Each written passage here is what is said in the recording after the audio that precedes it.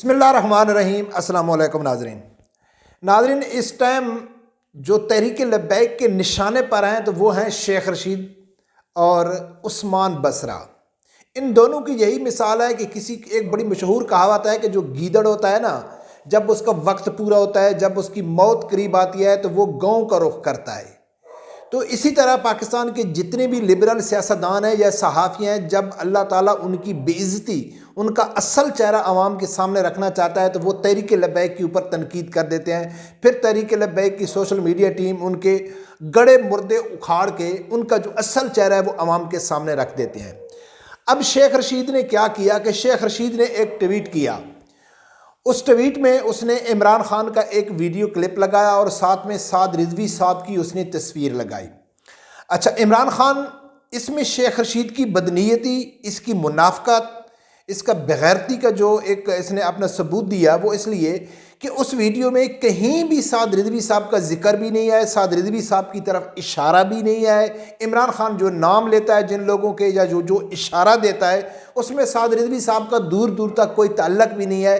लेकिन इस बेशरम शख्स ने ना साथ में साद रिजवी साहब की तस्वीर भी लगा दी, जिसकी वजह से पूरा तहरीक लब्बैक का सोशल मीडिया टीम है उसका इस टाइम जो पूरा फोकस है वो शेख रशीद का है। उसकी खूब बेइज्जती कर रहे हैं, उसको जलील कर रहे हैं और मुझे ऐसे लगता है कि अनकरीब शेख रशीद को वो ट्वीट भी डिलीट करना पड़ेगा और वो ज़रूर करेगा। सबसे पहले नाज़रीन मैं आप लोगों के सामने रखता हूँ कि क्या बेगैरती की है शेख रशीद ने, वो वीडियो रखता हूँ जो उसने ट्वीट किया है। फिर उसके बाद मैं शेख रशीद की एक ऐसी वीडियोज़ आप लोगों के सामने रखूँगा कि आपने यकीनन नहीं देखी होगी, क्योंकि आप शायद ये सोच रहे होंगे कि कोई हरीम शाह के साथ होगी या कोई टिकटॉकर लड़की के साथ हो गई या इसको जैसा लड़कियों का शौक है, इसकी बहुत सारी वीडियो और पिक्चर वायरल हैं लड़कियों के साथ, वो होगी। नहीं, वो नहीं है। वो ऐसी वीडियो है कि वो जब मैं आप लोगों के सामने रखूँगा तो आप यकीनन ये कहेंगे कि साद रिजवी साहब के ऊपर तनकीद करना इसका हक बनता है और लड़कियों के साथ इसने अपनी ज़िंदगी गुजारना, बेगैरती करना इसका हक बनता है जब आप उसकी वो वीडियो देखोगे। तो सबसे पहले नाज़रीन देखो कि शेख रशीद ने ट्वीट क्या किया है और उस ट्वीट में उसने जो इमरान खान की वीडियो लगाई है वो क्या लगाई है, फिर जाके आगे बात करते हैं।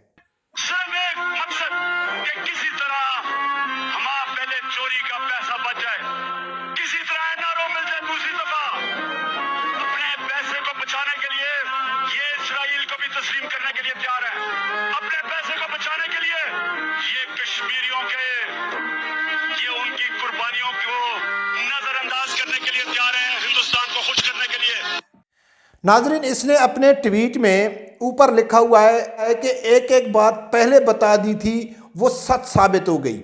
ये सब खान को यहूदी कहने वाले बड़े यहूदी निकले।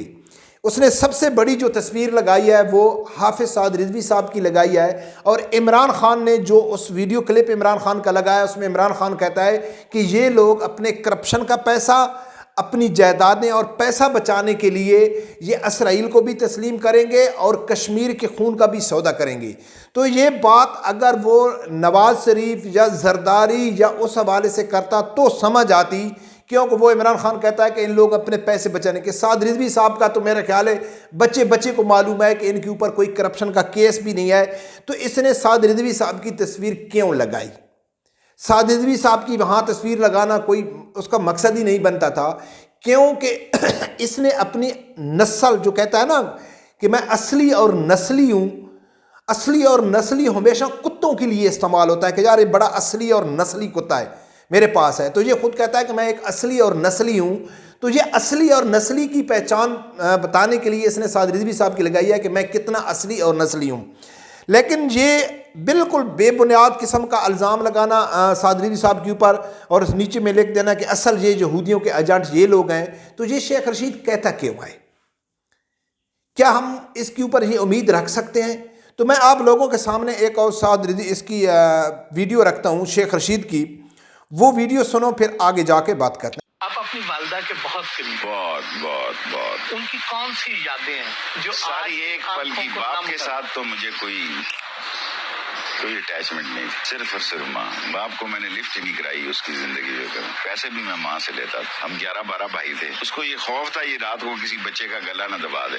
मैं माँ के साथ किसी को देख नहीं सकता था। आप अपने बहन भाइयों से अक्सर खाइफ रहते हैं। नहीं, वो मुझसे खाइफ रहते हैं, मैं क्यों खाइफ रहूं। नाज़रीन, शेख रशीद साहब कहते हैं कि हम 12 बहन भाई हैं, मैंने पूरी ज़िंदगी अपने बाप को मुंह भी नहीं लगाया। अब इसके इस अल्फाज से खुद अंदाज़ा लगा सकते हैं कि ये कैसा शख्स है जो कहता है कि मैंने अपनी पूरी ज़िंदगी अपने बाप को मुंह भी नहीं लगाया है। बाकी जो मेरे बहन भाई हैं उनसे मैं रखना चाहता हूं, वो मुझसे नहीं रखना चाहते। नादरीन, इसकी तफसील में मैं तो नहीं जाता हूं, लेकिन मैं अक्सर बचपन में हम इंडिया की फ़िल्में देखते थे, हिंदी फ़िल्में देखते थे। उसमें एक सरफरोश जो फ़िल्म है वो एक नाजायज़ फ़िल्म है नसीरुद्दीन शाह और अजय देवगन की। तो ज़ाहिर है कि जो माँ के साथ जुड़ जाते हैं और अपने बाप को वो मुंह नहीं लगाते, हालांकि गलती जिससे कि बाप की होती है इसी तरह उनकी माँ की भी होती है, लेकिन माँ आंसू बहा के अपने बच्चे को ये बात कह के मुतमिन कर लेती है कि बेटो देखो, मैंने तो आपके बाप के साथ मोहब्बत की थी, आपके बाप ने मेरे साथ धोखा किया, मंगलसूत्र नहीं लगाया या निकाह नहीं पढ़ाया, तो वो मैंने तो एक सच्ची मोहब्बत की थी तुम्हारे बाप से, लेकिन तुम्हारे बाप ने मुझे एक्सेप्ट नहीं किया, कबूल नहीं किया। तो फिर वो जो बच्चा होता है, वैसे भी बच्चों का जो रुख होता है वो माँ की तरफ ज़्यादा होता है, झुकाव माँ की तरफ ज़्यादा होता है। और बाकी ये कहता है कि जो मेरे भाई हैं मैं उनसे रखना चाहता हूँ, वो मुझसे नहीं रखना चाहते। तो फिर ज़ाहिर है जिन आदमी को मालूम हो कि ये हमारे बाप की गलती है, तो हम अपने बाप की गलती को अपने क्यों तस्लीम करें। ये तो एक तना, ये तो चाहता था कि मेरा कोई सहारा बन जाए, बाप को गाली निकाल रहा था लेकिन भाइयों को भाई बनाना चाहता था, लेकिन नहीं बना जाता। तो ये नाज़रीन वाज़े इशारा है ये शख्स कैसा है। फिर इसकी इस बात की तस्दीक तब होती है कि इसने पूरी ज़िंदगी, इसके डायलॉग देखो, इसने कई ऐसे गंदे डायलॉग इसने कहा है कि भाई देखो, अगर बाज़ार में ताज़ा दूध मिल जाता है तो भैंस पालने की क्या ज़रूरत है। नेशनल टीवी के ऊपर बैठ के जो आदमी ऐसी ज़बान इस्तेमाल करता है तो उसके असली और नस्ली होने में, उसको पहचानने में आम आदमी को कोई ज़्यादा मुश्किल नहीं होनी चाहिए। फिर पूरी ज़िंदगी इसने लाल हवेली में हरीम शाह हो गई, पर संदल खट्टक हो गई, बहुत सारी फिल्मी अदाकारें ने इसने पूरी ज़िंदगी वहाँ गुजारी। इसकी ऑडियोज़, वीडियोज़, पिक्चर बहुत सारी वायरल है।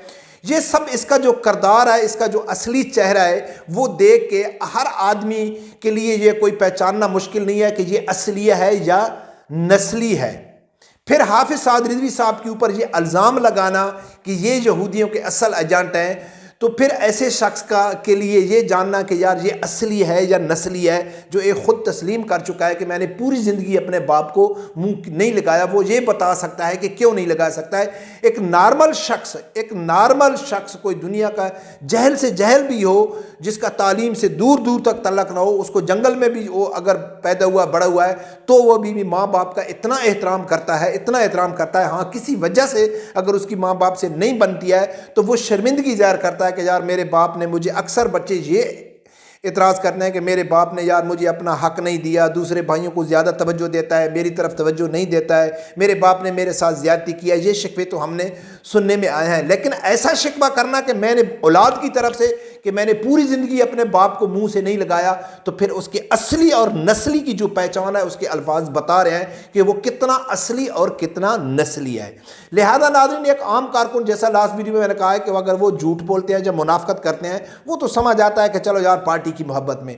इस जैसे बेगैरत बेशरम इंसान, सीनियर तरीन सियासतदान कि अपनी सियासत चमकाने के लिए एक सच्चा आशिक रसूल, जिसके ऊपर कोई किस्म का इल्ज़ाम नहीं है, बच्चा बच्चा जानता है कि ये लोग सच्चे आशिक रसूल है और दीन का ये दफा करते हैं, उसके साथ ये लगा कि यार ये असल यहूदी को एजेंट है, और जो हकीकी मैंने में यहूदियों का एजेंट है, कादियानियों के यार है, उनका ये दफा कर रहा है। लेकिन इसको ये मालूम नहीं था कि इसका वास्ता लब्बैक के कारकुनों से पड़ गया है। वो खूब इसकी छित्रोल कर रहे हैं, और मुझे यकीन है कि बहुत जल्द इसको ट्वीट अपना डिलीट करना पड़ेगा। रब परवरदिगार से यही दुआ है कि अल्लाह ताला हर आदमी को हक सच सुनने की और उसके साथ खड़े होने की तौफीक अता फरमाए।